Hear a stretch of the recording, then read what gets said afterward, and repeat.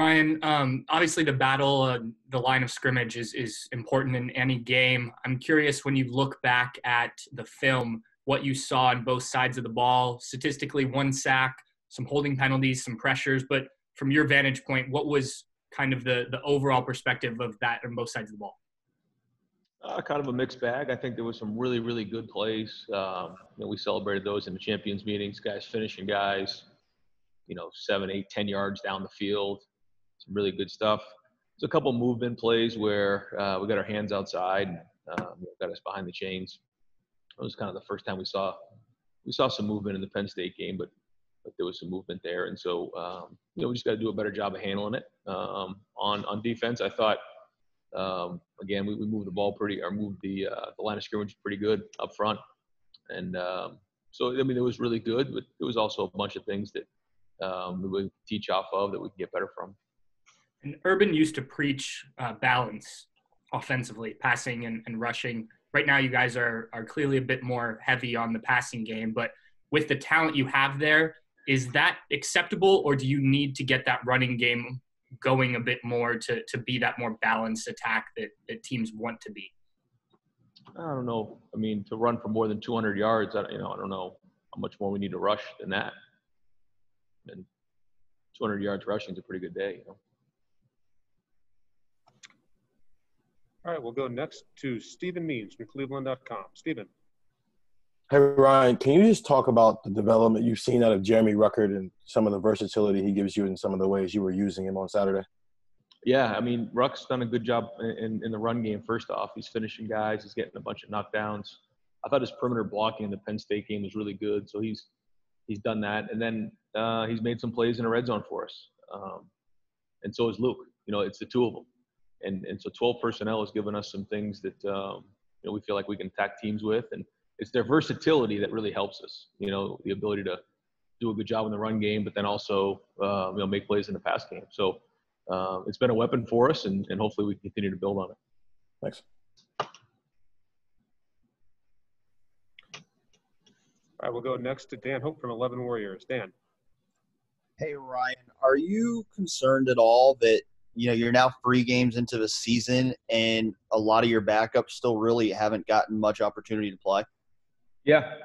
I was worried about it without a spring. I was worried about it without a normal preseason. And I was worried about it without a normal non-conference lead up into the conference season.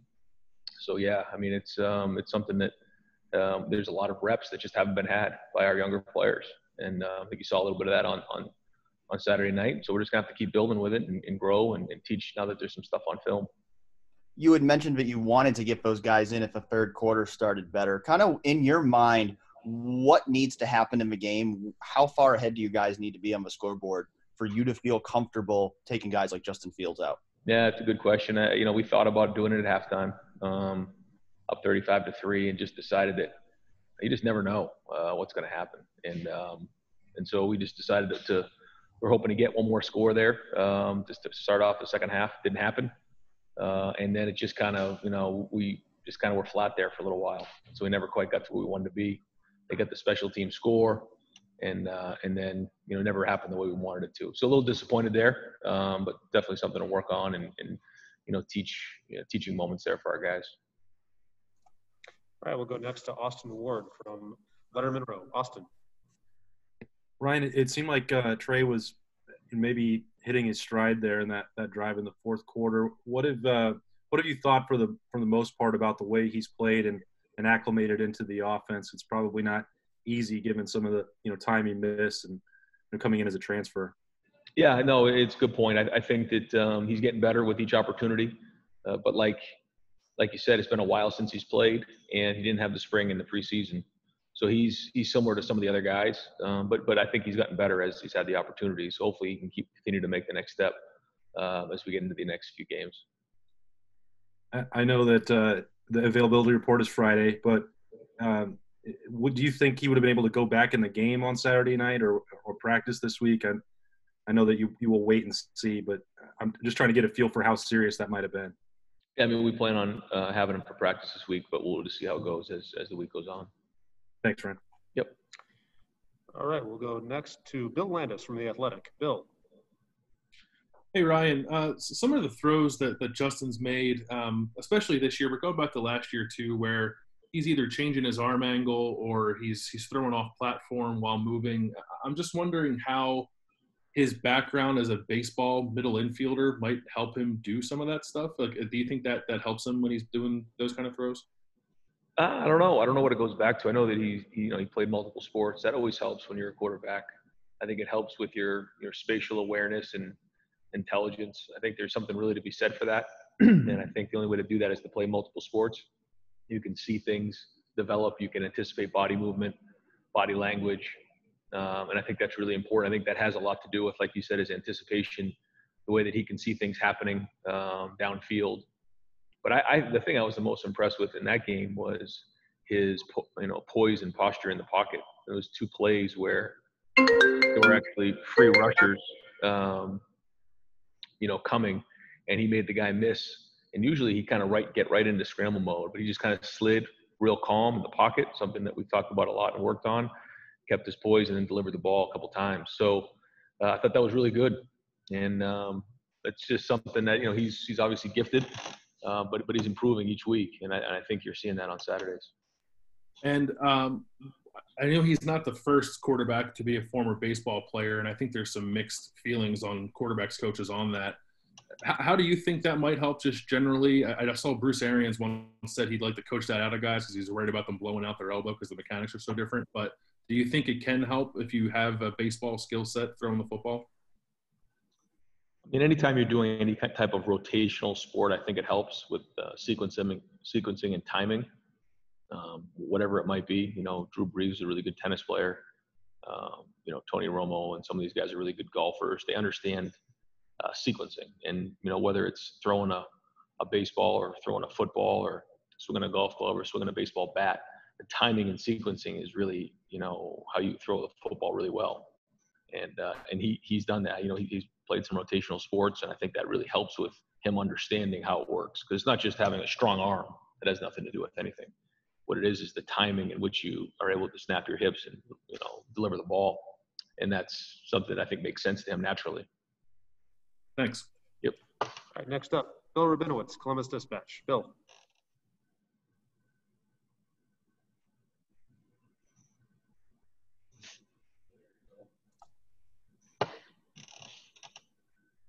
Well, Bill's on here. Yes? Nope. Nope. Okay. All right. We'll go to Joey Kaufman from the Columbus Dispatch. Joey.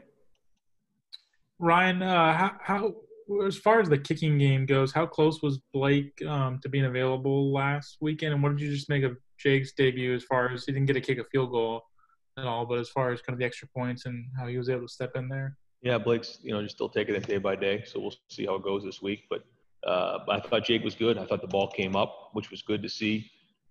Anytime a kicker gets a lot of height on the ball, that really helps. And he's very accurate. Timing was good. So like you said, he really wasn't challenged. They were just extra points, but it was a good start. I mean, I thought he looked confident out there. This is a guy who, didn't just kick coming out of high school. He played other positions. So he's a good athlete, and it was a good start for him. And we saw him kick a little bit in warm-ups, but how far do you think his range would be if he had a kick in a game, or do you have a sense on kind of what his leg looks like? Yeah, I'm not sure. I mean, we'll see when he gets into a game. Practice a little different than a game. See how accurate he is. It's one thing to make one of them, but you got to be able to make them consistently in order to take a shot at it. So, we'll see. We've done a little bit in practice here, and if we get into a game, we'll kind of figure out where his range is. Thanks. All right, we'll go next to Dave Biddle from 24/7 Sports. Dave. Thanks, Mike. Hi, Ryan. Garrett Wilson looks like he has the chance to be one of the best wide receivers ever come through Ohio State, and that's saying a lot. I realize that. What stands out the most about him, and what do you think his ceiling is, Coach? His first thing that stands out is his talent. He's tremendously skilled. His ball skills are excellent, and his change of direction and ability to accelerate in a short area is just tremendous. And then the other part is just his timing downfield, going to get balls. His ceiling is as high as it wants to be, and he's improved. And I think the better he practices, the harder he plays, the better he's going to be. But yeah, he's he has tremendous talent, and he can be as good as he wants to be. And is Nick Petit-Ferrer, I know he's the offensive player of the week this week, and it seems like he's been playing well, through the first 3 games. Is he the most improved player on your team from last year until now? He'd be in the conversation. His body, the way he's really worked to get better, his technique, and the way he's performed the last couple of games. Thank you. Yep. All right, next up, Tim May from Letterman Row. Tim. Yeah, I didn't want to pull a Bill there and not hit unmute. Hey, Ryan, I'm just wondering, when you prepare for a game, you and your staff, how many plays do you actually have at your beck and call, so to speak? Because this offense seems to, you take this away, you've got an answer, the next play or whatever. But just how much can you just physically get ready from a play-wise standpoint for a game from week to week? Yeah, great question. We could talk about it for a long time. But the way that we do this, certainly it's different when you have a quarterback who's been here for 2 years. He now has a Rolodex and catalog of plays that he has.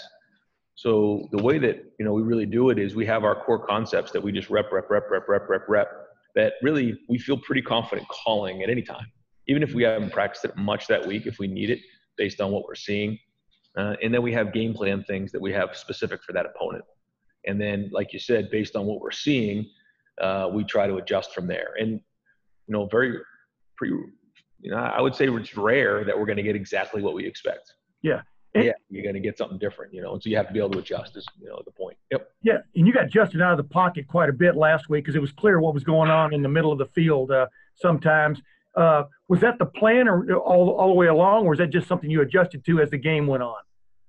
I mean, it's part of our game plan. We have different things that different buckets that we like to hit, and movement and getting them out of the pocket is one of those categories. And, it's good for us. To change the launch point is always good.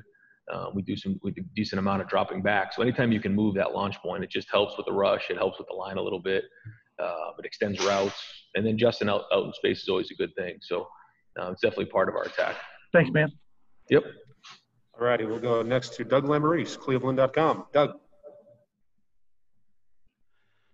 Ryan, I think we were talking after the game with what you guys gave up a little bit in the second half defensively, like, what was maybe first team guys, what was second team guys, maybe some discussion of missed tackles in the secondary. I don't mean to call a kid out, but it did seem like maybe Marcus Hooker had a couple plays where he had a chance to come up from safety and maybe shut something down, maybe on the fake wild snap run and some things. Does he have a chance to maybe make some better plays there for you guys, or what do you need? We know what Jordan Fuller did last year. What do you need from that single safety back there? Well, I mean, when it does break through, like you're saying, that it was a direct snap where the quarterback kind of jumped up and the defensive end's eyes kind of went there, and so he snuck through. And that's the free safety has to be the ultimate eraser there. And he did some good things. He's done some good things, but yeah, I mean, that's a guy that if we don't make that tackle, it's going. And that's what happened in that situation. And then generally in the secondary with Cam's injury and just maybe trying to figure out who else could maybe help at corner a little bit. It seemed like Ryan Watts, when he got in late, I don't know, maybe flash a little bit. Is there a chance for any of these? You just, your cornerback depth, you get down to some super young guys. Do they have a chance maybe where they can help you out at all back there? I think they're going to have to. And I think we understand why it's hard, for those guys to put them in the game right now when they just haven't had the body of work leading up to this point of the season that you would like. But you're going to have to grin and bear it. The only way to learn is to make mistakes. And it's going to be hard, but we're going to have to live with it. And it was good to see Ryan out there. It's going to be good to get some more of those guys out there, get Legend kind of back in the mix. Because first off, you have to get those guys ready anyways. You don't know what's going on right now in America. I mean, at any point, those guys might be playing. So we're going to have to put them out there, and there's going to be good plays. There's going to be bad plays, but the only way for them to get better is to learn. Now we got to practice better, and that's something that we're really focusing on this week. But really, playing is going to be important too. Thank you. Yep. All right, we'll go next to Ari Wasserman from The Athletic. Ari. Hey, Ryan. In a world where quarterback transfers are happening regularly and patience is kind of a hard thing to come by these days at that position, do you ever worry about the downsize of recruiting or signing 2 top 50, 2 5-star quarterbacks in consecutive classes? Well, no, not really. I mean, like we always say, I mean, you come to Ohio State, you come here to compete. And if you don't want to compete, this probably isn't the right place for you. And so, if a quarterback's coming here, they're coming here to be in the Heisman Trophy, conversation to win a national championship and be a first-round draft pick. So, if they can't beat out the guy who's here, how are they going to go become a Heisman Trophy winner and a first-round draft pick? And it's all about competing. And I get it. Guys want to play. And maybe Ohio State's not for everybody. But, the guys who come here, they want to be great. They want to compete. They love Ohio State. They understand what they're getting themselves into.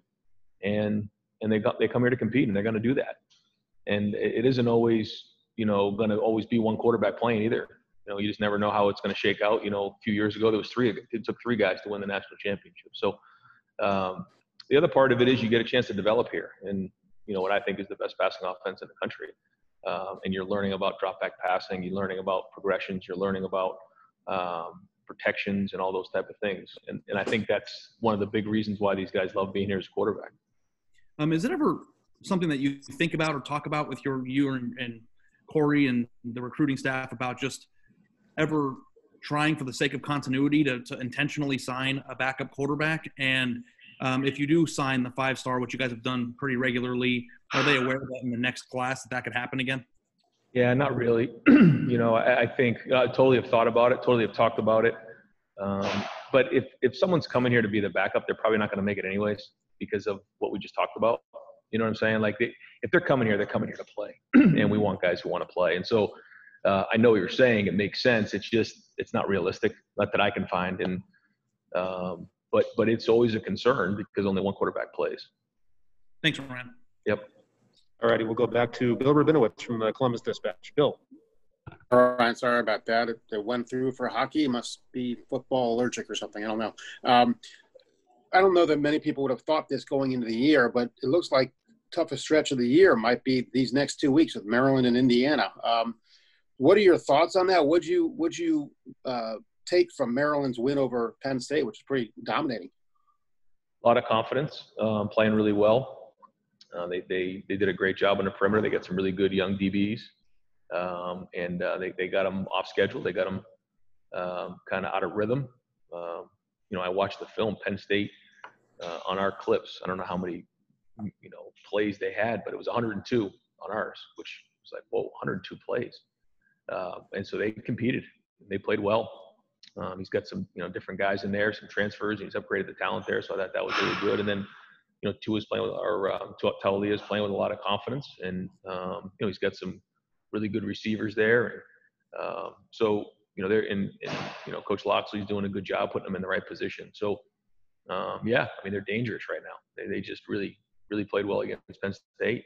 So we're gonna have to do a great job of coming in there with confidence and playing well early, taking care of the football, and the recipe hasn't changed. But yeah, these guys are definitely better than they've been.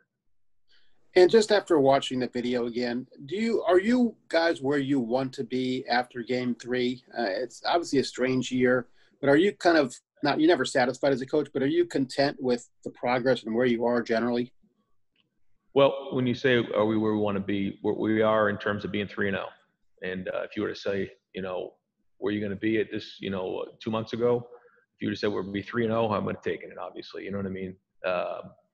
With everything that's gone on, there's just so much that goes on. And there's a lot of things that are distractions right now and different. So that part, we need to, make sure that we recognize that. And we did. We recognized the champions. But no, to say that, where we need to be as a team in terms of, playing at a high level and all that, no, we're not where we need to be. And that's going to be, and I don't know if it's going to happen this week. I don't know if it's going to happen in 2 weeks. I don't know. But we have to continue to work at that. And it's only going to happen if we practice better. Are there certain specific areas that you're disappointed with? Not really disappointed. It's just, we're just not there yet. And it's a work in progress. I'm really not disappointed in anything, to be honest with you. I'm just, we want perfection here. We want to be the best in the country at what we do, and we're just not there yet. But I wouldn't say I'm disappointed. There's certain things we want to correct, though. All right. Thanks, Ryan. Yep. All right, we'll go next to Nathan Baird from Cleveland.com. Nathan. Ryan, you mentioned Maryland playing better than it's played before, and obviously Indiana, the season they're having and quarterback play is kind of tied into that. What are you seeing just, I guess, throughout the conference right now, or specifically from these guys that are ahead of you, as far as how quarterback play is sort of helping some of these teams push themselves into a different level of competitiveness? Yeah, I think that maybe the way that the offseason played out without having pads on, maybe there's just more 7-on-7, more passing, harder to get good in the run game when you're not in pads and being physical. So maybe that played into it a little bit. But, yeah, I think the passing has gotten better in the league. You can just see. Certainly Maryland's doing a good job. I think some of the receivers for these guys have really been upgraded. So, yeah, overall, I think that the pass game is there's some teams who really know how to throw the ball right now in our conference. Do you think that sort of improvement was necessary for the Big Ten to, get that next level of respect, or get that kind of, I guess, throughout the league competitiveness that might, lift the whole league in terms of just esteem from college football? I don't know. I mean, I think that there's always been really good teams and really good offenses in the league, and I think that over the years when we've gone against other conferences, we've done a great job. It's just different, and this year is different, and I think the passing game has really improved across the conference, and that's a good thing, though. And I don't know what it means in terms of nationally or anything like that, but I just know that we've been upgraded at quarterback and receiver throughout the conference, and that is a good thing, though. We got time for a couple more. We'll go to Clay Hall from WSYX. Clay. Hey, Coach, would it be going too far to say Maryland's the best team you will have played? Yeah, I think it's week to week right now. I mean, yeah, I do. I mean, we played Penn State. They played hard in that game. They did some really good things in that game, and good players. And then I watched the game, and Maryland really played well last week. You watch, what Michigan State did, and then, it's kind of week to week right now. So I don't know. I know if Maryland plays the way that they did last week against Penn State against us, then it quite possibly could be. But we'll see. 2 years ago, it was in the 50s. Are you sensing it's going to be a shootout? Both teams can certainly score it. Yeah, well, I mean, we'll whatever it happens, we got to just figure out a way to win by one more point, whether it's 6-3 or, like you said, 52-51 or whatever it is. We got to find a way to win. But it is a challenge for both sides. I think both sides of the ball for Maryland are playing well, and special teams as well. So we got to do a good job. And now that we have a few games out on film, we're going to have to really make sure that we're on top of, schematically giving our guys an advantage, because now you're starting to get into where there's more film out there. How dangerous is the quarterback? Talia? You bet. I think he does a good job of getting the ball out of his hands. I think he has the it factor that his brother had. I recruited him, and great family. He's got really good accuracy and good leadership. So and he's playing at a high level. So we'll kind of see as we get into the game how he how he's playing. But he's done some really good things, and I think he's got a bright future ahead of him. Thank you. Yep. And last set of questions for Coach Day will go to Tony Gerdeman from Buckeye Scoop. Tony. Ryan, I'm sure somebody on this call can correct me if I'm wrong. I think Garrett Wilson, his 3 consecutive 100-yard receiving games is the first time that has happened at Ohio State since David Boston in '98. So I'm wondering if that's what you envisioned the first time you saw Wilson, I believe, when he was blocking somebody into a tree back in high school. Well, I can say this. When I watched Garrett play in high school and got to know he and his family, I can tell you that my expectations for him when he got here were about what's going on right now. I always felt like he was very, very talented and had a chance to be very special. We kind of saw that early on with him, and the fact that he had a tie back here to Columbus was huge in the recruiting process, and it's good to see him, improve. And but the thing again with him is he has such a high ceiling. He's so much more to work on to get better at, and he can do that, which is got to be really encouraging for him and for his family. And then with Legend, how realistic is it to expect him to contribute once he's ready to play? That's who knows? Yeah, there's just so many unknowns, and how he heals up and how he plays and how quickly can he turn to practice to the game, and take the meeting room to the field and all those type of things. It's just so hard to say because there's just so many unknowns, especially, you know, this type of year. It's just, you don't know, but you'd like to get those guys as many reps as possible. Thank you. All right. Thank you very much.